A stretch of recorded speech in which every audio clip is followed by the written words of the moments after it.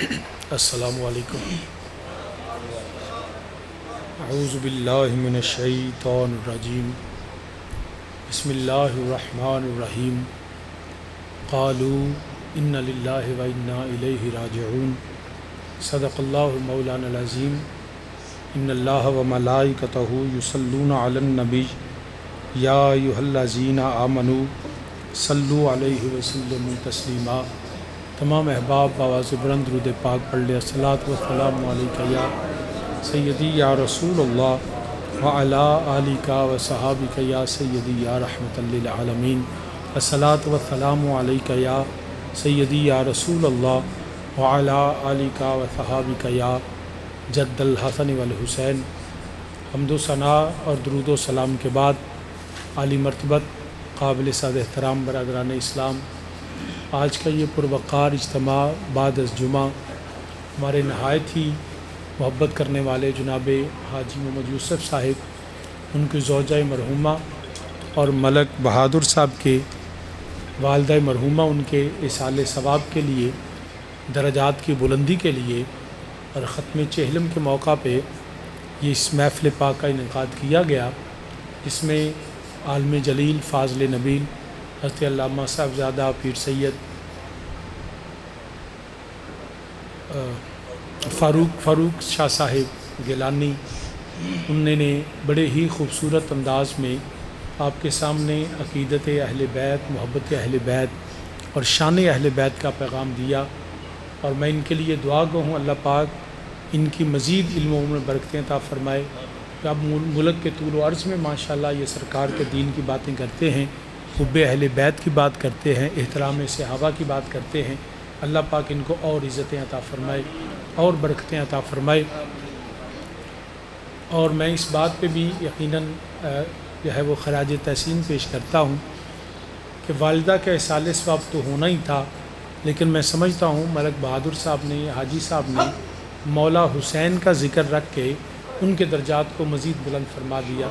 اور چہلم کو ذکر اہل بیت سے منسوب کر دیا۔ اللہ پاک اس محبت کا صلہ بھی اللہ ان کو عطا فرمائے۔ بس ایک ہی بات، کیونکہ جمعہ پڑھایا، پھر ابھی مہمان کافی تعداد میں گھر میں موجود ہیں،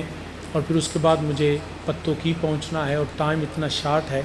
وہ تو کیونکہ گھر ایسا تھا، ان کی محبت ایسی تھی، ورنہ جمعے کے بعد ٹائم نہ میں نے کبھی دیا نہ میں دیتا ہوں، کیونکہ جو 20 لوگ آئے ہوتے ہیں ان کو گھر بٹھا کے خود چلے جانا مناسب نہیں ہوتا۔ لیکن بہرحال میں ایک دو باتیں ایصال ثواب کے لیے عرض کر دیتا ہوں کہ جب بھی کوئی بیٹا انہیں شعر سنائے نہیں تو سا نہیں تھکنا، شاہ صاحب انہیں سنا کے نالے بھی پیچھے کسر گرے گی۔ تو بہرحال ایک بات اس حوالے سے کہ دنیا میں تو ہر شخص نے جانا ہے، دو باتیں جو میں نے آیہ قرآن پڑھی ہے، قالوا ان للہ و انا الیہ راجعون، تفصیلاً تو بڑی لمبی گفتگو ہو سکتی ہے، لیکن پہلی بات جو ہمیں سمجھ آتی ہے وہ یہ ہے کہ اس جملے کا پہلا مطلب یہ ہے کہ ہم کسی چیز کے حقیقی مالک نہیں ہیں، بے شک بے شک، نہ اس زمین کے مالک ہیں، نہ اس جائیداد کے مالک ہیں، نہ اپنی اولاد کے مالک ہیں، نہ اپنی جان کے مالک ہیں۔ جب بھی کوئی غم آتا ہے نا، دکھ آتا ہے، مصیبت آتی ہے، تو لوگ یقیناً سوچتے ہیں کہ اب اس معاملے کو مینیج کیسے کرنا ہے۔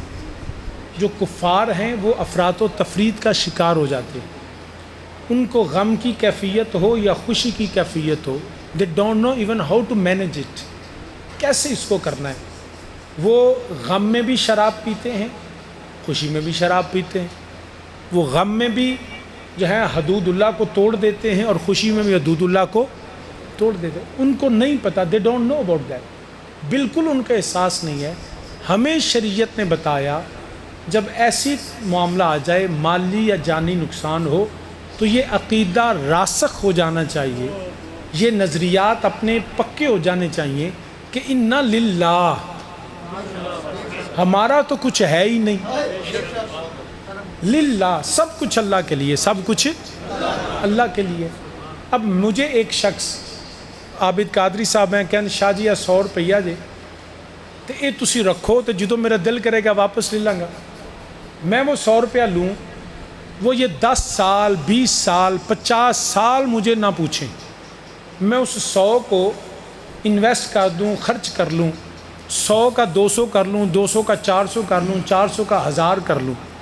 اور اس 20 سال کے بعد قادری صاحب اکن شاہ جی میرے پیسے دیو، اب اس 100 سے میں نے کتنے کمائے ہیں، اس سے کتنا نفع لیا؟ تو مجھے چاہیے کہ دکھ تو ہوں یار کدی نہ ہی مانگدا، ایسا ہی ہے نا، لیکن اگر مانگ لیے تو میرے تو تھے ہی نہیں، وہ تو تھے ہی ان کے، اور انہوں نے مجھ سے نفع نہیں مانگا، صرف اپنی اصل رقم مانگی ہے، تو مجھے خوشی سے دینا چاہیے، احساس ضرور ہوگا کہ یار کدی نہ مانگ دے تو واہ ٹھٹ بنیا سے واہ پیسے لبے سن، لیکن وہ 100 دے کے مجھے اس طرح غم نہیں کرنا چاہیے کہ میرا رہا ہی کچھ نہیں، مجھے اس نفع کی طرف خیال ہونا چاہیے، للہ، نہ میں مال کا مالک، نہ میں جان کا مالک، نہ میں اپنی اولاد کا مالک، اللہ نے ہمیں دیا، ماں دی، کس سے محبت کا نفع اٹھاؤ،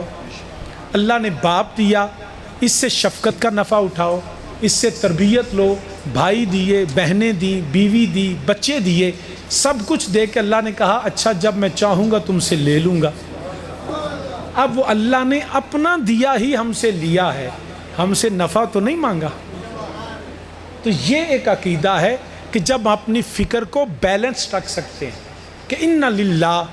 اللہ کا تھا مولا نے لے لیا، اس محبت میں دوری کی وجہ سے آنکھ میں آنسو آ جاتے ہیں، اس میں شریعت نے پابندی بھی نہیں لگائی ہے، کفار کو اس چیز کی سمجھ نہیں آتی کیونکہ وہ للہ کے تصور سے ہی نا آشنا ہے، تو ہمیں پہلی بات یہ سمجھ لینا چاہیے کہ ہمیں اللہ نے عطا کیا، رشتے دیے، سب کچھ دیا، مالک حقیقی میرا اللہ ہے، مالک حقیقی میرا اللہ ہے، ایک بات یہ، دوسری بات یہ کہ وہ تو چلے گئے، اللہ نے ہم سے رشتے لے لیے، لیکن یہ مت سمجھو تم پرماننٹلی ڈسکنیکٹ ہو گئے ہو، نہیں، you have the connection with them if you want to keep it, آپ کا تعلق ہے، ایک تو یہ ہے کہ جانے کے بعد آپ کا ایصال ثواب کا تعلق قائم ہے، آپ کی اظہار محبت کا تعلق قائم ہے، آپ کی یادیں آج بھی ان کے ساتھ وابستہ ہیں، آپ ان سے مزید محبت اور نفع استعمال کر سکتے ہیں، دوسرا یہ کہ یہ پرماننٹ نہیں ہے، مستقل نہیں ہے، بلکہ کیا ہے، وہ چلے گئے، راجعون، ہمیں بھی وہاں ہی جانا ہے، ہمیں وہاں لوٹ کے جانا ہے، اب ہمیں یہ اپنی تیاری کرنی ہے کہ وہ تو چلے گئے، اب میں نے جانا ہے، کہیں یہ نہ ہو کہ میرے آباء و اجداد تو نیک تھے، کہیں میں جاؤں تو میں وہاں تک پہنچ ہی نہ سکوں، دیکھو نا، اینا کرایہ تے کول ہوئے نا، جتھے ہو نہیں اتھے اپڑ ہی جائے بندہ، کم از کم اتنا کرایہ تو پاس ہونا چاہیے نا، وہ کیا کرایہ لگے گا، راجعون، لوٹ کے تو جانا ہے، چاہیے کیا،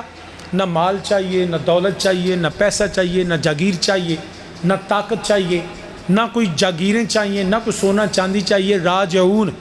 کرایہ کیا چاہیے، ایک ایمان چاہیے، دوسرا نیک اعمال چاہیے، جس کو قرآن نے کہا ان الذین آمنوا وعملوا الصالحات، ایک چاہیے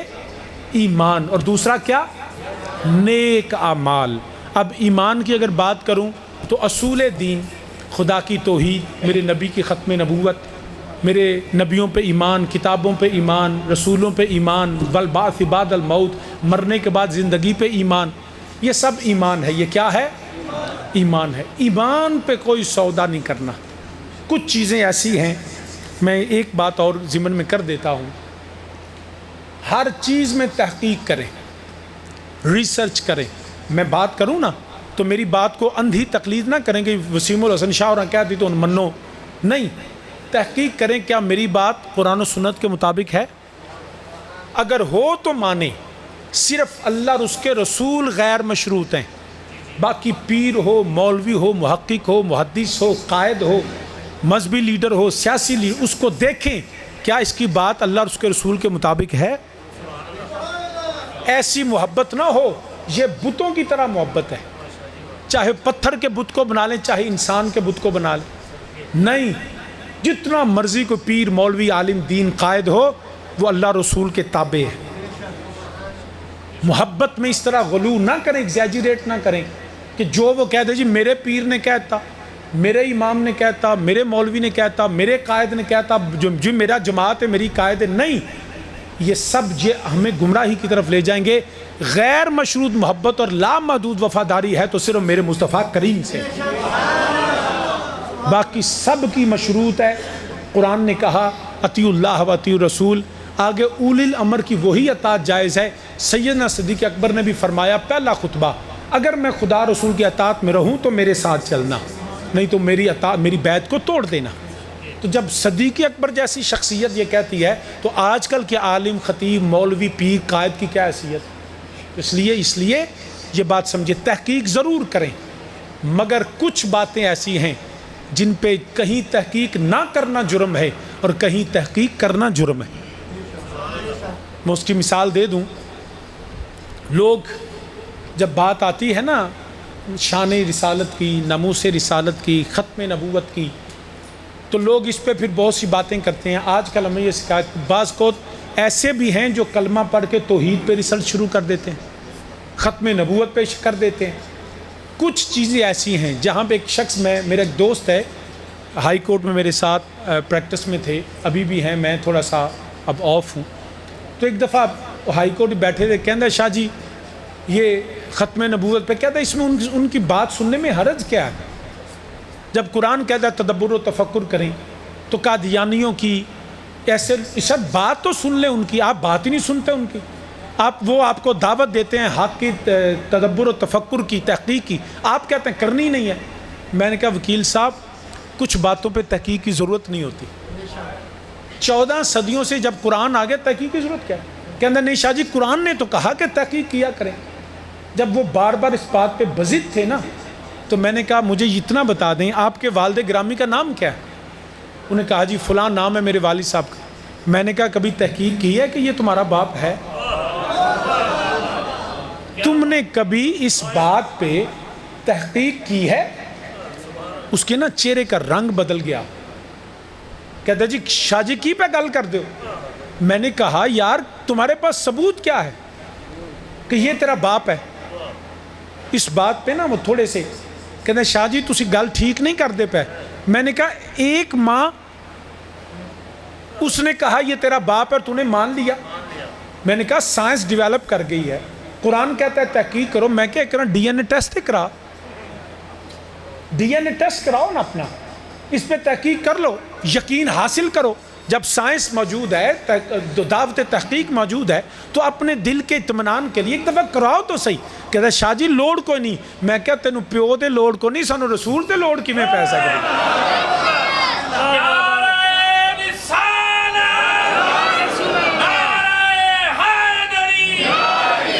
یاد رکھنا آج کی گفتگو کا حاصل، دنیا کے ہر کام میں تحقیق کریں، 4 چیزوں پہ کبھی جرت سوچیں بھی نہ کہ ہم نے دوبارہ اس کو ریسرچ کرنا ہے۔ وہ کیا؟ کہ میرے اللہ کے سوا کوئی الہ نہیں، اللہ کے سوا کوئی، اس پہ ہمیں کوئی تحقیق کی ضرورت نہیں ہے۔ قرآن نے کہہ دیا قل هو اللہ احد اللہ الصمد لم یلد ولم یولد، 1000 کوئی دلیلیں دے کہ جی دوسرا خدا بھی ہو سکتا ہے، ہمیں اس پہ تحقیق کی ضرورت ہے